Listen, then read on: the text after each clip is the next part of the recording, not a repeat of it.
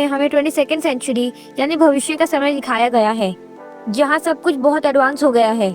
Science और technology में दुनिया ने काफ़ी तरक्की कर ली है, लेकिन इसी के साथ अब धरती की जनसंख्या इतनी बढ़ गई है कि नेचुरल रिसोर्सेज खत्म होने लगे हैं। इसीलिए साइंटिस्ट दूसरे प्लैनेट्स की खोज शुरू कर देते हैं। इसी दौरान उन्हें एक सोलर सिस्टम मिलता है जिसमें एक प्लैनेट था, पॉलीफेमस। वो ग्रह तो रहने लायक नहीं था, पर उसका एक चांद यानी मून था, पेंडोरा, जो कि पृथ्वी की जितना ही बड़ा था और काफी हरा भरा था। इस चांद पे बहुत ज्यादा नेचुरल रिसोर्सेज थे, इसीलिए इंसान वहां पहुंचकर उस जगह की रिसर्च करना शुरू कर देते हैं। पेंडोरा पे टाइटेनियम नाम का एक बहुत खास एलिमेंट मिलता है, जो कि काफी अच्छा एनर्जी कंडक्टर था। इसीलिए उसकी कीमत 100 करोड़ रुपए पर किलो थी, जिसकी वजह से RDA यानी रिसोर्सेज डेवलपमेंट एडमिनिस्ट्रेशन नाम की एक कंपनी वहां जाकर उस एलिमेंट की माइनिंग शुरू कर देती है। पेंडोरा पे काफ़ी सारे एलियन प्रजातियां भी मौजूद थी, जिनमें से सबसे खास थे इंसान जैसे दिखने वाले नावी लोग। उन्हें टेक्नोलॉजी पसंद नहीं थी और वो प्रकृति के साथ एक होकर जंगल में शांति से रहते थे। दूसरी तरफ RDA के साइंटिस्ट पेंडोरा को एक्सप्लोर करना चाहते थे, लेकिन यहाँ के एटमॉस्फेयर में इंसान का जीना बहुत मुश्किल था। इसीलिए साइंटिस्ट इस काम के लिए एक रास्ता निकालते हैं। वो नावी और इंसान के DNA को मिलाकर एक हाइब्रिड बॉडी बनाते हैं। ये क्लोन शारीरिक रूप से एक नावी था, मगर उसमें खुद की कोई कॉन्शियसनेस यानी जान नहीं थी। उस बॉडी में एक मशीन के जरिए इंसान अपनी कॉन्शियसनेस डालकर उसे ऑपरेट कर सकता था। इस एक्सपेरिमेंट सक्सेसफुल होने के बाद धरती के साइंटिस्ट उन अवतार का इस्तेमाल करके पेंडोरा के जंगलों की रिसर्च करने लगते हैं। इस तरह से उनका असली शरीर वहाँ के एनवायरनमेंट से सेफ रहता है। इसके बाद 2145 में अवतार प्रोग्राम की हेड डॉक्टर ग्रेस ऑगस्टिन को पेंडोरा में फील्ड मिशन के लिए एक साइंटिस्ट की जरूरत पड़ती है। ग्रेस की मदद करने के लिए टॉम सली नाम के एक जवान साइंटिस्ट को चुना जाता है, जो कि पृथ्वी पर रहता था। RDA वाले टॉम के DNA के साथ नावी DNA को मिलाकर उसके लिए एक अवतार बनाते हैं और टॉम को 3 साल तक धरती पे ट्रेनिंग दी जाती है। लेकिन फिर 2148 में उसके पेंडोरा जाने से पहले ही एक चोर टॉम को मार डालता है। RDA वालों ने टॉम के अवतार बनाने में काफी पैसे खर्च किए थे और अब एक नए इंसान के लिए दूसरा अवतार बनाना उनके लिए नुकसान वाली बात थी। इसीलिए वो लोग टॉम के भाई जेक सली को उसकी जगह लेने के लिए कह देते हैं, क्योंकि टॉम और जेक दोनों जुड़वा भाई थे और उनका DNA सेम था। इसीलिए जो अवतार टॉम के लिए बनाया गया था, उसमें जेक की कॉन्शियसनेस को इजीली ट्रांसफर किया जा सकता था। पर जेक साइंटिस्ट नहीं था, वो पहले US मिलिट्री में एक सोल्जर था, जहां लड़ाई में घायल होने की वजह से उसके दोनों पैर पैरालाइज हो गए थे। तब RDA वालों ने जेक से मिलके उसे अवतार प्रोग्राम में शामिल होने के लिए बोला और बदले में वो उसे बहुत सारे पैसे देने की बात करते हैं। इसीलिए जेक इस मिशन के लिए तैयार हो जाता है। इसके बाद जेक एक स्पेसशिप से 6 साल तक ट्रेवल करता है और 2154 में पेंडोरा पहुंचता है, जहां उसकी मुलाकात ग्रेस ऑगस्टिन से होती है। ग्रेस जेक को वहां देखकर खुश नहीं होती, क्योंकि उसे एक साइंटिस्ट की जरूरत थी, ना कि एक सिपाही की। लेकिन उनके पास दूसरा ऑप्शन नहीं था, इसीलिए वो जेक को अवतार प्रोग्राम में शामिल कर लेती है। फिर जेक और उसके एक साथी नॉम दोनों की आत्मा को उस नए शरीर में डाला जाता है। इस प्रोसेस में उनकी ह्यूमन बॉडी सो जाती है और वो लोग अवतार बॉडी में जाग उठते हैं। जेक बहुत जल्दी अपने नए शरीर को अच्छे से इस्तेमाल करना सीख जाता है। इसी बीच RDA की सिक्योरिटी फोर्स के हेड क्वारिज को पता चल जाता है कि जेक पहले एक सोल्जर था और उसने कई बड़े जंग लड़ाई है। इसीलिए कॉलोनल जेक से मिलके उसे बोलता है कि वो सिर्फ नाम के लिए डॉक्टर अगस्तीन के साथ काम करे और नाविक लोगों की सारी जानकारी उसे आकर बता दे। असल में RDA के मालिक पार्कर सेल्फ्रिज को किसी भी कीमत पर वो अनऑब्टेनियम चाहिए था, जिसे हासिल करने की जिम्मेदारी उसने कॉलोनल क्वारिज को दे दी थी। कॉलोनल चाहता तो वो आसानी से अपनी फौज और हथियारों से नावी पर हमला करके उनकी जमीन से अनऑब्टेनियम निकाल सकता था, लेकिन वो ये काम शांति से करना चाहता था। इसीलिए उसने जेक को चुना और उससे नावी की कमजोरी पता लगाने का, कॉलोनल जेक के पैरालाइज्ड पैर ठीक करने का वादा करता है। इसीलिए जेक उस काम के लिए राजी हो जाता है।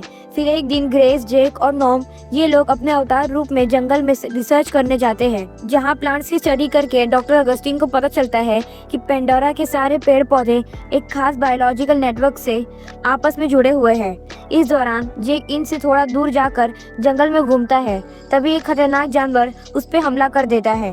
तब जेक उससे बचकर भागता है और अपनी जान बचाने के लिए एक झरने से कूद जाता है। इसकी वजह से वो अपने साथियों से अलग हो जाता है। ग्रेस और नॉम जेक को जंगल में काफी ढूंढते हैं, लेकिन क्योंकि अब रात होने वाली थी इसीलिए उन्हें मजबूरी में वापस लौटना पड़ता है। इधर जेक जंगल में अकेला भटक रहा था। तभी नेतरी नाम की एक नावी लड़की उसे देख लेती है। जेक की इंसानी कपड़ों से वो ये समझ जाती है कि वो एक अवतार है जो कि पहले भी उनके बीच आ चुके हैं। लेकिन नावी और इंसानों में कभी अच्छा रिश्ता नहीं बना था क्योंकि इंसान उनके प्राकृतिक संसाधन चुराना चाहते थे।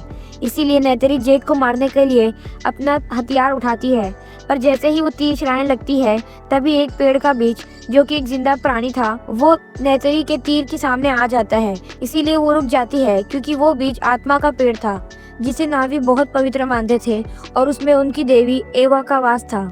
इसके बाद रात को जेक पर कुछ जंगली जानवर हमला कर देते हैं। वो अकेले उनसे नहीं लड़ पाता। तब वहाँ पर नेतरी आती है और वो उसकी जान बचा लेती है। इसीलिए जेक उसके पीछे जाने लगता है, लेकिन नेतरी उसे मना कर देती है। तब वो पवित्र पेड़ के बहुत सारे बीज वहां आकर जेक के शरीर पर बैठ जाते हैं। इसे नेतरी को लगता है कि ये एक शुभ संकेत है और उसे जेक पर भरोसा हो जाता है। इसीलिए वो उसे अपने कबीले में लेकर चली जाती है। वो ओमाती काया कबीले के एक पेड़ के चारों ओर बसा हुआ था जिसे होम ट्री कहा जाता था। वहाँ उस कबीले के सरदार जो कि नेतरी के पिता थे वो जेक को मारने का फैसला करते हैं क्योंकि इंसान ने पेंडोरा को बहुत नुकसान पहुँचाया था। लेकिन तब नेतरी उन सब को उस शुभ संकेत के बारे में बताती है, जिसे सुनकर उसकी माँ जो कि उस कबीले की धर्म गुरु वो जेक को अपने साथ रहने का मौका देती है और उसे नावी के तरीके सिखाने का फैसला करती है। जेक को ट्रेनिंग करने की जिम्मेदारी नेतरी को दे दी जाती है। फिर जेक उन सब के साथ खाना खाकर सो जाता है। इससे उसकी आत्मा वापस अपने असली शरीर में आ जाती है। वहाँ जेक सबको बताता है कि वो अब नावी के साथ रह रहा है और वो लोग उसे ट्रेनिंग देने वाले हैं। ये सुनने के बाद पार्कर सेल्फ्रिज और कोलोनेल क्वारिच जेक को कहते हैं कि उसका असली मकसद है नावी को उनके गांव से दूर ले जाना। उस जगह के नीचे अनऑब्टेनियम नाम का भंडार मिला है। कोलोनेल उसे काम पूरा करने के लिए 3 महीने का टाइम देता है। उधर ग्रेस को ये पता चल जाता है कि जेक कोलोनेल को इन्फॉर्मेशन दे रहा है जिसकी वजह से उसकी रिसर्च खत्म हो सकती थी। इसीलिए वो अपनी अवतार मशीन्स का सेटअप आरडीए के हेडक्वार्टर से दूर एक सुनसान पहाड़ पर ले जाती है ताकि कोई उनके काम में दखल ना दे। इसके बाद जेक अपने अवतार शरीर में ट्रेनिंग करना शुरू कर देता है। नेतरी उसे वहाँ की भाषा, हथियार चलाना और जानवरों पे सवारी करना सिखाती है। जेक ये सब काफी जल्दी सीख जाता है और नावी का भरोसा जीतने लगता है। इसका फायदा उठाकर वो ग्रेस के अवतार रूप को भी वहाँ लाने की परमिशन ले लेता है। अब जेक की ट्रेनिंग के 3 महीने पूरे होने वाले थे, लेकिन वो अब तक ओमाती काया कबीले को उनके गांव से हटा नहीं पाया था। इसीलिए कोलोनेल क्वारिच उसे वार्निंग देता है। जेक उन्हें बोलता है कि उसकी ट्रेनिंग अब खत्म होने वाली है, जिसके बाद नावी लोग उसे अपने कबीले में शामिल कर लेंगे। फिर वो उन्हें वहां से हटाने की बात करेगा। फिर कुछ दिनों बाद ओमाती काया कबीले वाले जेक को रीति रिवाज के साथ अपने ग्रुप में शामिल कर लेते हैं और वो एक नावी बन जाता है। तब नेतरी उसे उस पवित्र पेड़ के पास ले जाती है। वहाँ वो जेक से बोलती है कि अब वो एक नावी बन चुका है, इसीलिए वो उनमें से अपने लिए एक साथी चुन सकता है। जेक नेतरी को चुन लेता है और वो भी उसे चुन लेती है क्योंकि वो दोनों एक दूसरे से प्यार करने लगते हैं। उसके बाद वो दोनों साथ में रात गुजारते हैं। अगले दिन सुबह आरडीए वाले एक बुलडोजर लेकर जंगल को तबाह करने पहुँच जाते हैं क्योंकि अब 3 महीने का समय पूरा हो चुका था। तब जेक उन्हें रोकने की कोशिश करता है पर वो नहीं रुकते और जंगल का कुछ हिस्सा बर्बाद कर देते हैं। इसकी वजह से ओमाती काया कबीले वालों का जेक और ग्रेस पर से भरोसा उठ जाता है और वो लोग इंसानों के साथ जंग की तैयारी शुरू कर देते हैं। उधर पार्कर और कोलोनेल कैमरा में ये देख लेते हैं कि जेक उनके बुलडोजर पे हमला करता है और उसे रोकने की कोशिश कर रहा था। तब कोलोनेल जबरदस्ती जेक को उसके अवतार रूप से बाहर लाता है और उसे पूछताछ करता है, जिससे उन्हें पता चलता है कि नावी किसी भी हालत में अपना गांव नहीं छोड़ेंगे। इसीलिए कोलोनेल उन्हें वहां से जबरदस्ती हटाने का प्लान बनाता है और नावी के होम ट्री को तोड़ने का फैसला करता है। तब ग्रेस उन्हें रोकने की कोशिश करती है और समझाती है कि उस पेड़ के नीचे उनका पूरा कबीला रहता है और जंगल के सारे पेड़। फिर वो लोग कबीले के पास जाते हैं और उन्हें गांव छोड़ने के लिए समझाते हैं। इसी दौरान जेक उन सबको अपनी सच्चाई बता देता है कि वो पहले आरडीए का जासूस बनकर वहां आया था और उसे ये भी पता था कि एक दिन नावी को वहां से हटा दिया जाएगा। ये सब सुनने के बाद नेतरी और उसका पूरा कबीला जेक से नफरत करने लगता है। तभी कोलोनेल अपनी आर्मी के साथ जंगल पहुंच जाता है और होम ट्री को बॉम्ब से गिरा देता है, जिसमें कई नावी की मौत हो जाती है। नेतरी के पिता भी उस हमले में मारे जाते हैं। इसके बाद जेक, ग्रेस और नॉम को उनके इंसानी रूप में जेल में बंद कर दिया जाता है ताकि वो नावी लोगों की मदद ना कर सके।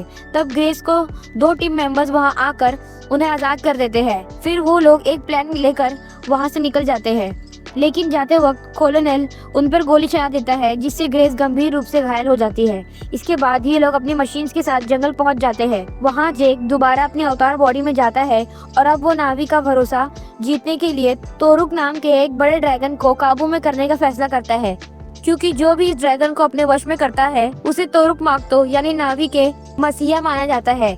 अब तक सिर्फ कुछ ही लोग ये कर पाए थे। जेक अपने पालतू ड्रैगन की मदद से आसमान में जाकर तोरुक को ढूंढता है और ऊंचाई से उस पर कूदकर उसे अपने काबू में कर लेता है। इसके बाद जेक तोरुक के साथ ओमातिकाया कबीले के पास पहुंच जाता है। जेक को तोरुक के साथ देखकर सब लोग उसे अपना मसीहा मान लेते हैं। फिर जेक सबको एकजुट होकर आरडीए के खिलाफ लड़ने के लिए कहता है और दूसरे कबीले को मदद के लिए भी बुलाता है। अब सभी नावी तोरुक माकतो यानी जेक के हुक्म पर चलने लगते हैं। फिर वो लोग ग्रेस को बचाने की कोशिश करते हैं, लेकिन उसके जख्म बहुत गहरे होते हैं, इसीलिए उसकी मौत हो जाती है। इसके बाद जेक आत्मा के पेड़ के पास जाकर एवा से मदद के लिए प्रार्थना करता है। फिर शुरू होती है एक खतरनाक जंग। एक तरफ इंसान हेलीकॉप्टर और मशीन गन्स के साथ लड़ रहे होते हैं और दूसरी तरफ नावी अपने तीर कमान और जानवरों के साथ मुकाबला कर रहे होते हैं। कॉलोनेल की फौज नावी पर भारी पड़ने लगती है और नावी के लोग हार के करीब पहुंच जाते हैं। तभी पेंडोरा के कई जंगली जानवर उनकी मदद के लिए आ जाते हैं। आसमान में ड्रैगन्स हेलीकॉप्टर को तबाह करने लगते हैं और जमीन पर बड़े राइनो और भेड़ी जैसे प्राणी सोल्जर्स को खत्म कर देते हैं। ये देखकर नेत्री समझ जाती है कि एवा ने जेक की प्रार्थना सुन ली है। जब कॉलोनेल का प्लान तबाह होने लगता है तो वो एक हाईटेक आर्मर पहनकर जंगल में उतरता है। यहाँ कॉलोनेल और नेत्री के बीच लड़ाई शुरू हो जाती है।